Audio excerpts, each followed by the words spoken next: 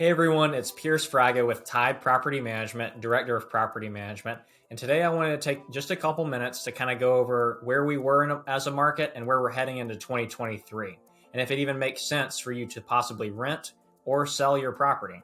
So a lot of people know, 2022 was pretty nuts as a market in general. Insane interest rates, multiple offers, everything you can think of. It was crazy.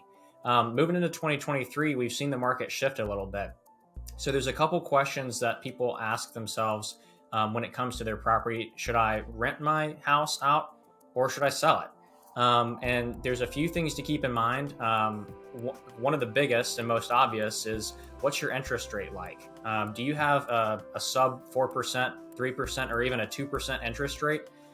If so, it might make sense for you to rent your property out as opposed to selling it, knowing that you're not going to be able to get the same rate. The other thing to keep in mind is, do you ever plan on moving back to Charleston? Do you have family that might be moving to Charleston? Do you plan on retiring to Charleston?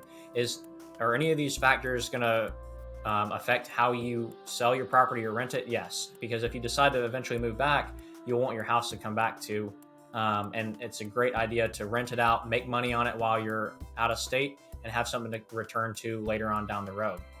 Another thing to keep in mind is the maintenance and upkeep. This is going to benefit you no matter what you decide to do. If you want to sell your house or rent it, you want to make sure you're keeping your house taken care of during the time that you're away. You don't want it to sit vacant without any upkeep. You don't want the landscaping to invite critters in. You want to make sure that your roof is being taken care of, pipes are being taken care of. That way, whenever you go to rent or sell, it's ready to rock and roll. And then lastly, you want to make sure, are you going to use a property manager or are you going to self-manage if you decide to go the rental route? If you're someone that lives in the area, you do all your own maintenance, you screen your own tenants, you take care of it all yourself, maybe we're not going to be a good fit. But we might be if you decide to move out of state or don't want to have the headache of going through a security deposit, evictions, all the nightmare things you hear about property management.